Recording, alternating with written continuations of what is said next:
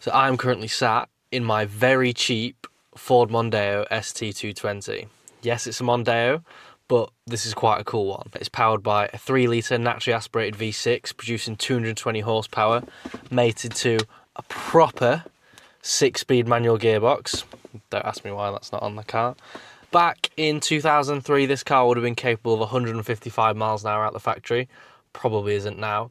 And this was all in a package that is genuinely quite a sensible family saloon. One of my favourite things that makes these quite unique is the fact that this was the last naturally aspirated performance car Ford Europe ever made. So if you don't know, Ford America and Ford Europe are different companies. There were a couple naturally aspirated Mustangs after this. But in Europe, this was the last naturally aspirated performance Ford you could ever get. After this, the Fiesta ST turbocharged, Mondeo ST didn't exist after this generation.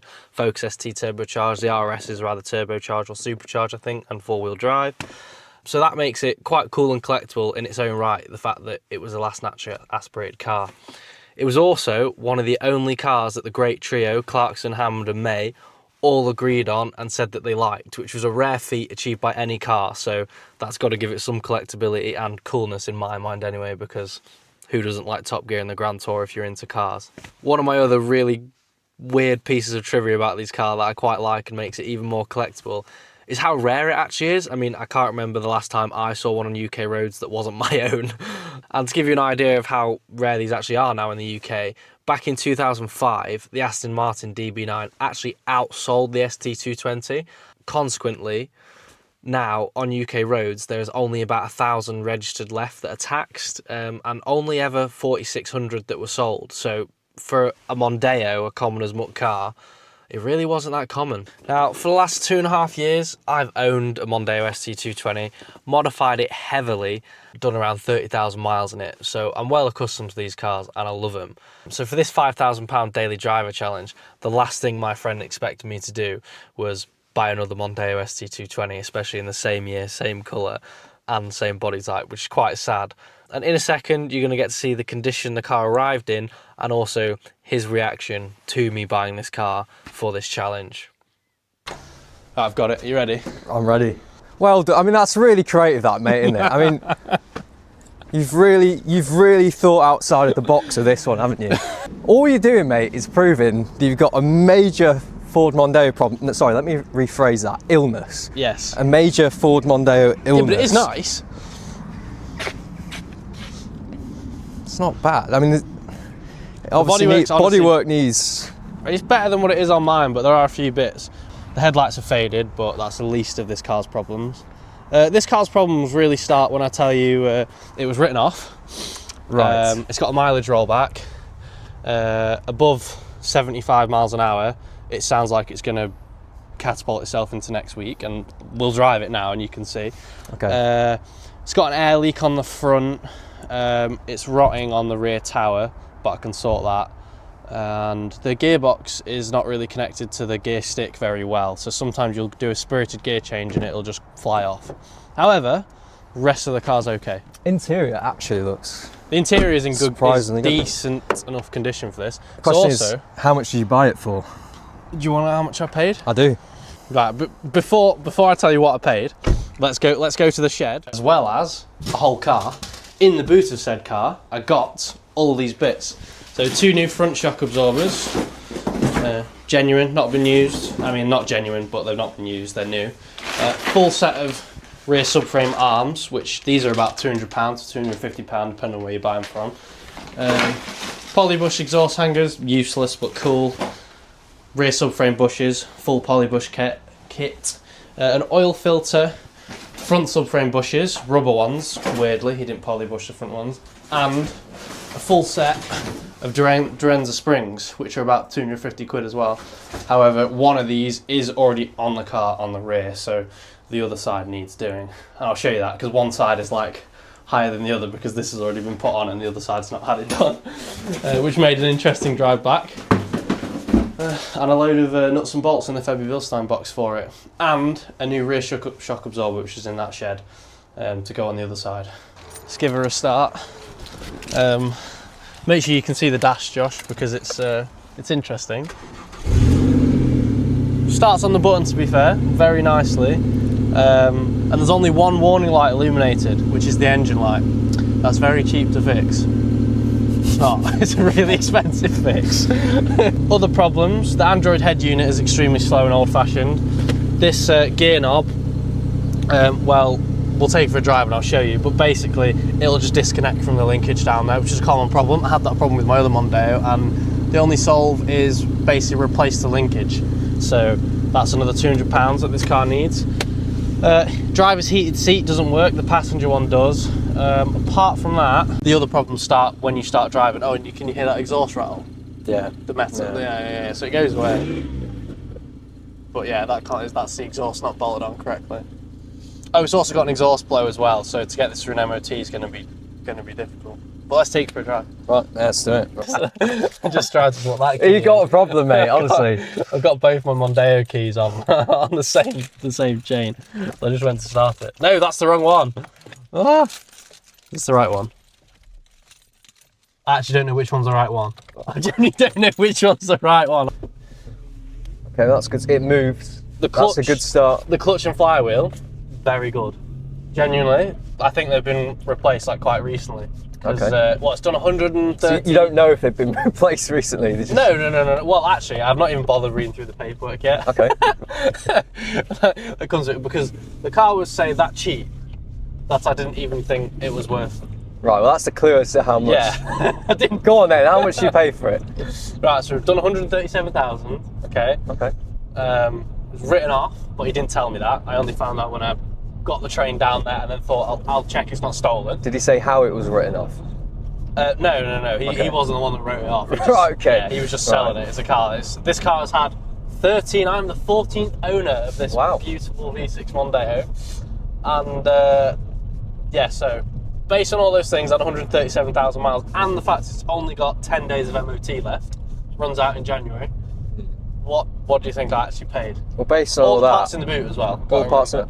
Based on all that, I'm going to revise my original. I think I said 1,500 originally. Yeah. I'm going to go 1,250. 1,250. I paid the grand total sum of £800 for this car. Wow. Yeah. Wow, that is actually... It's actually a good deal. That is very, very good. I genuinely think that's a good deal. I think that's a great deal. Never mind the fact that the engine light's on and needs £1,000 worth of stuff doing to it. But £800 is good. Yeah, I mean, you could be well within the budget by the end of it. Yeah, well, that's what I think. I want to prove that you can run these on a tight budget and modify them nicely on a tight budget. Because it's already got the exhaust on. It's got the headlights done already. They're like the nice Halo Ring headlights. I'll give them a polish, but to be honest, I don't think they'll polish up. They're that far gone. You'd be surprised. Get a bit of sandpaper on there. Nah, they're gone. No, come on. They're gone. Those headlights are gone. But and I also need the gear link. Definitely needs replacing. Right. I'll show you now because it literally comes off. Oh yeah, we're at temperature already. It does. You'll notice how much slower it is on the lower revs. That's full power now.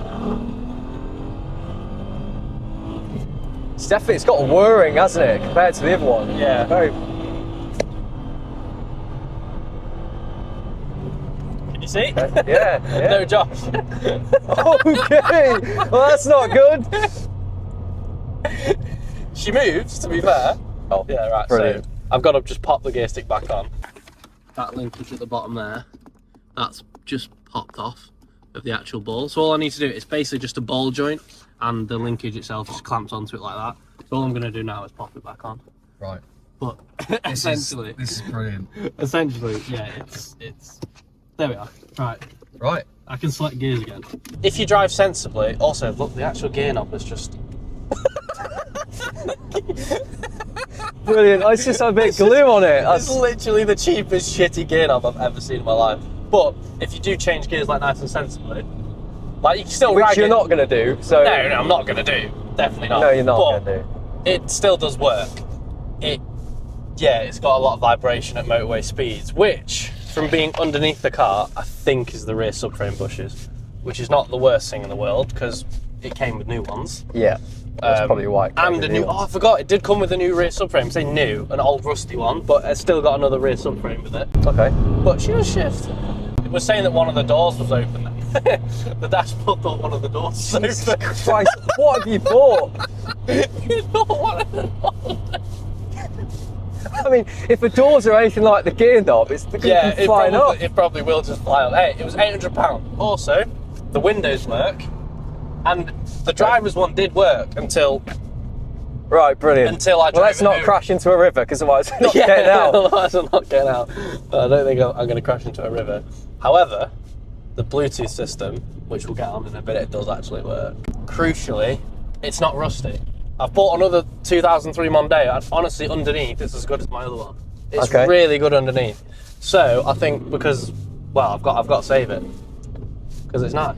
Oh yeah, the screen wash doesn't work. Look. Okay, is that an electrical problem? It's not an electrical problem because you can hear the, and it works at the back. Okay. You can see the back window's got water on it. I think the filter is blocked. There's like a filter just after the washer bottle, so it's probably just clogged up with crap. Okay. Pretty much. To be fair, for 800 quid, it's all right. 550, 600 pound worth of parts in the boot as well. Yeah. So like really, the car is like, let's say 500 quid. It's a 500 quid car. Yeah. It's not bad. I don't know about this though. The head unit. Let's just show the viewer the. Yeah. I like the head unit. I really like the head unit. But it's not part of the original car though, is it? No, it's not. But I can get me tunes on through Bluetooth music. So. Okay. All right. Your AI. My AI tunes. My AI tunes. The AI tunes are the best tunes. Something new. It thinks the doors are open. Don't open yours and close yours. They weren't open. No, it still thinks the doors are open. Great. Maybe the boot's open. Does it think the boot's open? Is the boot open? I don't know. That might just be one I have to live with. That's new. That's new. Well, that's a bit annoying. Oh, the heat front windscreen works. Actually works. Okay. Genuinely. Right. It was a frosty morning the other day, and I had to take it to work because my other car was off the road, and it genuinely worked. So, it's got heated seats. Yeah, it works on your side. Okay, well that's great, we should put them on then. Yeah, it doesn't work on my side, unfortunately. The fuel gauge as well, I don't know if that's reading correctly. Right. So it says we've got quarter of a tank now, and we might be about to run out. Genuinely, no idea. So I just can't believe you bought another one. Yeah, well, I was getting a bit lazy, and I thought, what's something that I know how to fix when it inevitably goes wrong? That heated seat's actually working quite well. I think the boot might. It sounded very rattly then when you. I think the boot. Yeah, it's already open. Yeah. Okay, the boot was open. The boot was open for the whole drive. Oh dear. Brilliant. Right, the number one reason why these cars are the best you can get for the money, i.e. £800 in the UK. Hold on. It's the wrong Mondeo key again. I've got two of them, you see. Got an illness. I have an illness. Seriously. Yeah. See, there it is. It is because of the 3-litre Duratec V6. Okay, first of all, what happened here? Someone's tried to polish the car and they've got polish everywhere. That's what's happened here. That's so this wasn't you getting excited the other day about having another Mondeo? No, it wasn't me getting excited. Also, I've just noticed the screws for the front grille, are missing. The only thing holding it in are these plastic tabs, which is not... That's not particularly good, is it?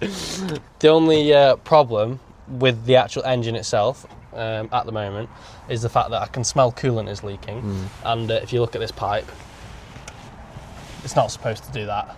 It's supposed to. You're not supposed to be able to take it off. It's supposed to be like really solid. So how are you going to fix that then? I have the kit to fix it from Jaguar, and it was £30. You can't get them from Ford anymore. You have to get it from Jaguar because Ford don't make the parts anymore. Quite clean. Yeah, someone's painted this valve cover silver at some point in the past. It's a bit shinier than it would usually be at this age. And I know that because that one's not been painted and it's a lot duller than that. Yeah. And you've got, obviously, had some sort of creature living. No, that's not a creature. That is the body bonnet under tray. It's like it's like back his ear or something. It's to sound deaden the engine noise from inside the car. It has a big foam bit across here, and I always rip it off because I want to hear the engine noise. Yeah, of course. And also it traps heat in as well, which isn't good. Like I'd rather the engine be cooler than it would be hotter. It's not factory. And you see someone's tried to fix it by putting a screw in and lifting it up, and it's just taking the plastic away. They do just sag like that eventually, but it's fine. It's not. That's the least of this car's worries. Okay. This. What's going on with this here? Don't worry about it. Don't worry about it. What's going on with that? It's fine. Don't worry about it. To be fair, I probably just need to clean actually, but don't worry about it. Also, brand new, pretty much almost brand new Uni Royal tyres all around. Like the tread on these is crazy. They've got like 5-6 mil tread all around, and Uni Royals, which are like they're proper tyres. Someone has genuinely spent £500 all around with these tyres, which is mad because I just bought the whole thing for 800 quid. That needs pumping up, that one, doesn't it? It does, yeah. It's gone flat. Yeah. Which, to be fair, that actually might be part of the vibration, so I should probably do that. But when we looked underneath it, I got on a ramp and did a video from it underneath, and it is finished. Like, the subframe bushes are so finished. So, this is where we're going to leave it for today. Behind me is a list of everything this ST220 needs to pass an MOT and become road legal. And yeah, it's a bit more of a longer list than I would have liked, but also for £800 I could have done a lot worse. This isn't just a quick fix, and it's basically a mini restoration to get this thing right and then keep it on the road long term. And if I sell it, then the next owner should be able to drive it for a long time.